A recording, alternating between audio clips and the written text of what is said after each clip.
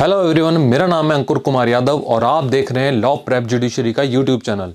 आज हम हमारे जिस्ट के एक नए एपिसोड के साथ आए हैं। आज हम एक ऐसे टॉपिक के बारे में बात करेंगे जो काफ़ी टाइम से चर्चा में बना हुआ है, हिट एंड रन का। आपने काफ़ी जगह पे इस बारे में पढ़ लिया होगा, लेकिन आज हम यहाँ पे कुछ कंस्ट्रक्टिव बातें करने आए हैं कि क्या क्या ऑप्शंस गवर्नमेंट के सामने हैं, कौन गलत है, ड्राइवर्स गलत हैं, गवर्नमेंट गलत है या कुछ और इश्यूज़ हैं, इस बारे में बात करेंगे और इस प्रॉब्लम का क्या सॉल्यूशन हो सकता है उसके बारे में थोड़ी सी निगाह डालेंगे। तो जैसा कि आप देख रहे हैं, अमित शाह जी ने जैसे ही राज्यसभा के अंदर ये बात करी कि साहब अगर किसी की नेग्लिजेंट ड्राइविंग से, रैश ड्राइविंग से किसी की डेथ हो जाती है तो उसके ऊपर, और वो बिना पुलिस को या एसडीएम को इन्फॉर्म करे वहाँ से निकल जाता है तो उसके ऊपर 10 साल की सजा और 7 लाख रुपए का जुर्माना होता है। जैसे ये बात बाजार में आई, लोगों के अंदर एक जिस तरह से कहना चाहिए एक सेंस फैला कि साहब अगर ऐसा हुआ तो क्या होगा, ड्राइवर किस तरह से उस फाइन को भरेगा, क्या करेगा, और कौन 10 साल की सजा उसको होगी तो किस तरह से उसका घर चलेगा। ये सारी बातें लोगों के दिमाग में चली। देखिए, इस आर्ग्यूमेंट को समझने के लिए हमें 2-3 चीजें बहुत ध्यान से समझनी होगी। हम जब बात करते हैं इस देश के अंदर इंफ्रास्ट्रक्चर की, तो हमें शुरू से देखना होगा कि पिछले 70-75 सालों में हमने क्या क्या करा। अगर हम बात करें कि किस तरह से इस देश में एक्सीडेंट में लोग मरे हैं, कई सारी जगह पे हमने देखा है speed hit and run case आए हैं फेमस। जैसे सलमान खान का एक केस था, उससे पहले कुछ टाइम पहले क्रिकेटर ने अपनी गाड़ी से अभी उनका एक्सीडेंट हुआ था। तो ये सारी इन चीज़ों को जब हम देखते हैं तो एक कॉमन सी चीज़ निकल के आती है, वो ये कि स्पीड एक बहुत बड़ा कारण है इन सब चीज़ों के पीछे। जितनी ज़्यादा व्हीकल्स की स्पीड हो रही है उतना हमारी रोड सेफ अभी बनी नहीं है, और उतना ही ना हमारे को गाड़ियां कंट्रोल करने का लोगों को एक्सपीरियंस आया है। अब बात सबसे पहले करते हैं सरकार के पॉइंट पे कि सरकार ने ऐसा क्यों करा है। देखो, सरकार के सामने इश्यूज हैं कि पिछले लास्ट टाइम का अगर हम डेटा देखें कि जिस तरीके से एक्सीडेंट्स बढ़े हैं, उनसे लोगों में मरने वालों की तादाद दिन ब दिन बढ़ती जा रही है। इवन कोरोना के अंदर भी जब लॉकडाउन लगा हुआ था, एक्सीडेंट्स भले ही कम हुए लेकिन उनकी सीवियरिटी बहुत ज़्यादा रही थी। उस कारण से काफ़ी जगह पे ये बात आई कि साहब आप हिट एंड रन के केसेस को किस तरह से डील करेंगे। पहला कोई डायरेक्ट प्रोविजन नहीं था हमारे पास, अब हमने भारतीय न्याय संहिता में इसके लिए डायरेक्ट प्रोविजन करे हैं। लेकिन सबसे पहले समझना होगा हिट एंड रन होता क्या है। सपोज कीजिए आपसे किसी गाड़ी की टक्कर, आप कोई व्हीकल चला रहे थे, आपसे किसी की टक्कर होती है, आप उस इंसान को वहीं पे छोड़ करके अपना व्हीकल लेके भाग जाते हैं या खुद भाग जाते हैं उस स्पॉट से, वो कंडीशन कहलाएगी हिट एंड रन। अब सबसे बड़ा इश्यू क्या आता है, हमारे देश के अंदर लोगों में इतनी अवेयरनेस कम है कि वो ये सोचने की जगह कि हम इसकी मदद करें, उसकी जगह वहां से भाग जाते हैं। और उसका सबसे बड़ा रीजन ये भी है कि हमारे यहाँ पे मॉब लिंचिंग का एक बहुत बड़ा डर रहता है, क्योंकि जैसे ही एक्सीडेंट हुआ लोग टूटते हैं ड्राइवर के ऊपर। तो यहाँ पे समस्या ये भी है कि हमें ड्राइवर्स की प्रोटेक्शन के लिए भी कुछ करना पड़ेगा। आखिर ड्राइवर कौन है, खाली ट्रक ड्राइवर या बस ड्राइवर की बात नहीं हो रही, आप और हम भी ड्राइवर हैं। अगर हम हमारे 4 व्हीलर को ड्राइव कर रहे हैं, हमसे कुछ हो गया तो उस समय ड्राइवर की सीट पे हम हैं, तो वो सारा का सारा रोल हमारा हो जाएगा। लेकिन हमारे यहाँ पे सिस्टम ऐसा बन गया है कि लोग एक्सीडेंट होते ही उस ड्राइवर को पकड़ते हैं और उसको वहां मारा पीटी शुरू कर देते हैं, उस डर में वो वहां से भाग जाता है। ये तो पहली बात।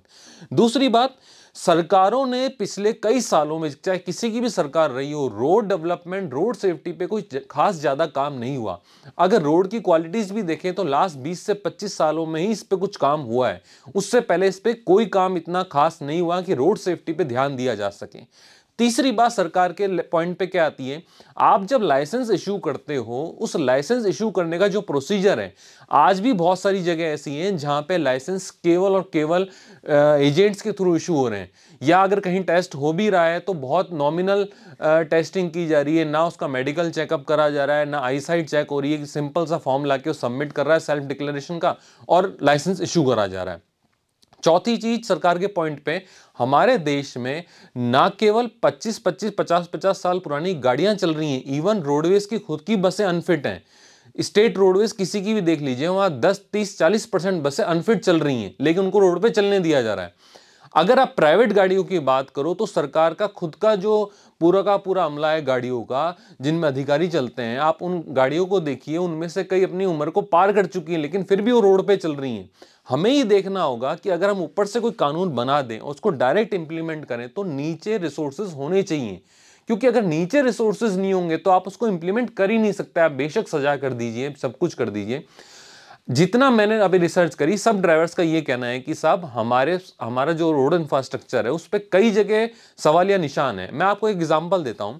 एक 100 किलोमीटर का पैच है जयपुर से लेकर अजमेर के बीच, उसमें 6 से 7 जगह पुलिया बन रही हैं। रात को ठेकेदार वगैरह जिस तरह से वहां पे वर्किंग कर रहे हैं, कई जगह सामान बीच में पड़ा हुआ है, डंपर्स बीच में खड़े हुए हैं, रॉन्ग साइड चल रहे हैं। इन सब जब हालातों को हम देखते हैं और वहां पे एक एक्सीडेंट हो जाता है, तो केवल ड्राइवर की गलती तो नहीं हो सकती ना। वो जो वहां पे एटमॉस्फेयर है, जो वहां पे चीजें काम कर रहे हैं, ठेकेदार काम कर रहे हैं, गवर्नमेंट काम कर रही है, वो भी तो उसके लिए कहीं ना कहीं लायबल है ना। या आप अपने रिसोर्सेज को इतना बढ़ाएं कि आप जल्दी से जल्दी कंस्ट्रक्शन को पूरा कर दें। पांचवी बात जो सबसे इंपॉर्टेंट हो जाती है गवर्नमेंट पॉइंट ऑफ व्यू से, आपको सबसे पहले अवेयरनेस लानी होगी। आप बेशक कानून बना दीजिए, हमारे देश में कई कानून बने हुए हैं लेकिन वो प्रॉपरली यूज नहीं हो रहे हैं। क्यों? क्योंकि सबसे बड़ा रीजन है नीचे जो मैनेज करने वाले हैं, जो एग्जीक्यूट करने वाले हैं, वो ही इन चीजों को जान रहे हैं कि सब रिसोर्सेज नहीं है। आप अगर देखेंगे किसी सिग्नल के ऊपर एक आदमी सुबह जल्दबाजी में थोड़ा सा आगे निकल जाए या हेलमेट नहीं आए, तो जो पुलिस वहां पे खड़ी रहती है उस पर ऐसे टूटती है जैसे टेररिस्ट देख लिया हो। लेकिन सुबह 4 से 5 बजे जितने डंपर्स बिना नंबर के बजरियां ले जा रहे होते हैं, उनको कोई नहीं रोकने वाला होता। वो अपने अंधेरे के अंदर अपना जो काम कर रहे होते हैं कर लेते हैं। अगर हम यही रोक लें, जो अननेसेसरी लोग घूम रहे हैं सड़कों पे बिना डंपर के नंबर्स लिए, बिना ट्रेलर्स के नंबर लिए, आप निकल के देखिए, आप गूगल कीजिए, आपको बहुत सारे ऐसे तस्वीरें मिल जाएंगी जहां पे गाड़ियों के नंबर नहीं और वो चल रहे हैं, क्योंकि वो बाहुबलियों के हैं, पॉलिटिशियंस के हैं, उनको रोकने वाला कोई नहीं है। और यहाँ पे कॉमन आदमी अगर गलती से एक दिन हेलमेट भूल जाए, तो हम उसके साथ रोड पे वो व्यवहार करते हैं, वो बिहेवियर करते हैं जैसे उसने ना जाने कितनी बड़ी टेररिस्ट एक्टिविटी को एग्जीक्यूट कर दिया हो। तो समझना ये होगा कि हम कानून बना रहे हैं किसके लिए? लोगों के लिए। तो पहले लोगों के अंदर इतनी अवेयरनेस और रिसोर्सेज तो हो उनके पास। आपकी 25-25 साल पुरानी गाड़ियां सड़कों पर चलती हैं, उनकी फिटनेस कौन चेक कर रहा है?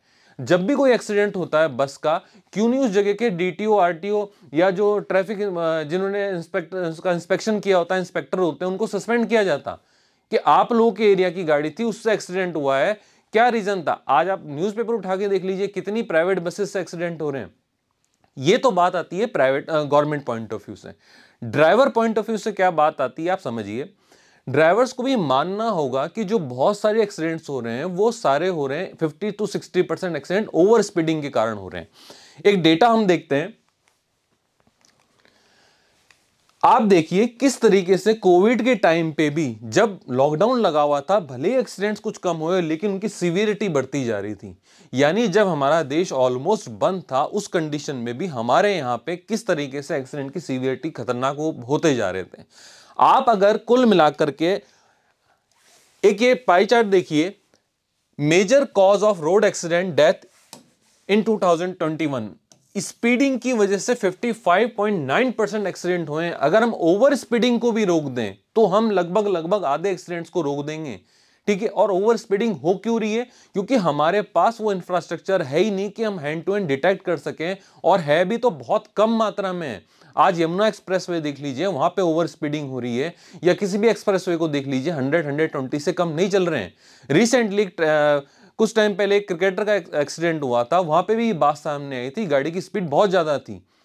आप बड़ा कानून लाने से पहले नीचे ग्राउंड पे जो छोटी छोटी चीजें हैं, अगर उनको सॉर्ट आउट कर लेंगे तो बहुत हद तक प्रॉब्लम सॉल्व हो जाएगी।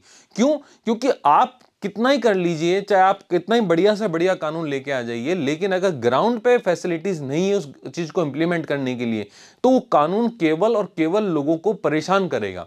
मान लीजिए कोई एक्सीडेंट होता है, एक्सीडेंट के बाद ड्राइवर के दिमाग में पहला जाएगा कि साहब मेरे को 10 साल की सजा होगी, 7 लाख रुपए जुर्माना होगा। हमारे देश का सिस्टम हम जानते हैं, वो पहला काम ये करेगा ब्राइब करके छूटने का, कि यार मेरे अगर गया तो मैं 7 लाख 10 साल की सजा झेलूंगा, इससे अच्छा मैं 1 लाख या 2 लाख रुपए देके पुलिस को एडजस्ट कर लूं। आपको सबसे पहले ये करना चाहिए कि आप ओवर स्पीडिंग को कुछ भी करके एआई की मदद लीजिए, आर्टिफिशियल इंटेलिजेंस की मदद लीजिए।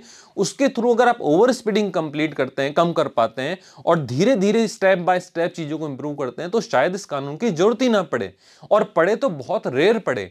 अभी जो ड्राइवर्स का कंसर्न है, वो सबसे बड़ा कंसर्न ये है कि साहब आप एक चीज बताइए, आपका रोड इंफ्रास्ट्रक्चर बिल्कुल अच्छा नहीं है, आपके जो स्टेट हाईवेज है उनका हाल बुरा है, इस दरमियान किसी की अगर गलती से एक्सीडेंट हो जाता है तो आप 10-10 साल की उसको सजा देंगे।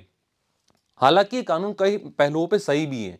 कई फिल्म स्टार्स थे जिन्होंने अपने ड्रिंक एंड ड्राइव के अंदर लोगों को, फुटपाथ पे सोते हुए लोगों को मारा। लेकिन हमें ये समझना होगा कि हमारे कानून का बेसिक कंसेप्ट क्या है कि एक इनोसेंट को सजा ना हो जाए।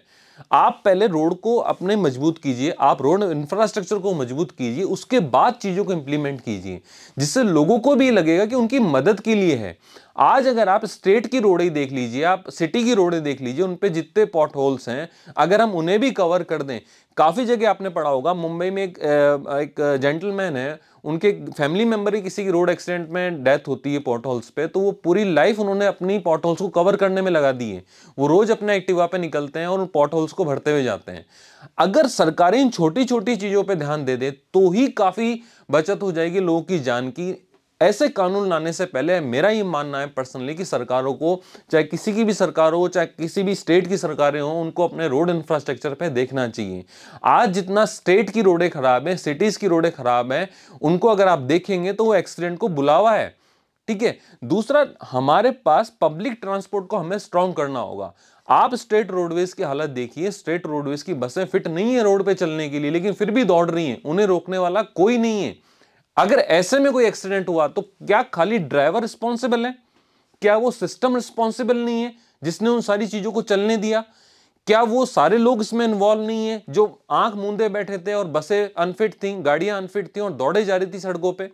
हालांकि सरकार ने इस पे एक पॉजिटिव पार्ट भी प्ले करा है। रिसेंटली नितिन गडकरी जी ने बोला है कि जो भी गाड़ियां 15 साल पुरानी हो जाएंगी, हम उनको रोड पे नहीं चलने देंगे। दिल्ली में इसमें काफी अच्छा काम हो रहा है, गाड़ियों को सीज करा जा रहा है। हमें पहले ही छोटे स्टेप लेने होंगे, उसके बाद हमारा ये बड़ा स्टेप कहीं ना कहीं ज्यादा फ्रूटफुल होगा। क्योंकि अभी लोगों में यही पैनिक है कि सब छोटी से छोटी बात पे भी अगर हमें ऐसे 10-10 साल की सजा होने लग गई, जबकि उसमें कई सारे फैक्टर इन्वॉल्व हैं, खाली ड्राइवर की गलती नहीं है। No doubt hit and run बहुत सीरियस केस है, लेकिन पहले हमें हमारे पॉइंट पे हमारे रिसोर्सेज को भी साथ में स्ट्रॉन्ग करना होगा। आज हमने जो एपिसोड शूट करा है उसका हमारा पर्पस सिर्फ सरकार और ड्राइवर के बीच में जो आपस में रस्साकशी चल रही है उस पर थोड़ी रोशनी डालना है। आप इस बारे में क्या जानते हैं, चाहते हैं? आपको क्या लगता है सरकारों को क्या स्टेप लेने चाहिए, या सरकारों को और किस तरीके से चीजों को इंप्रूव करना चाहिए, सिचुएशन को और किस तरह डील करना चाहिए? आप हमें कमेंट बॉक्स में बता सकते हैं। आज के एपिसोड में इतना ही। नेक्स्ट एपिसोड में एक नए टॉपिक के साथ मिलेंगे, तब तक के लिए थैंक यू सो मच।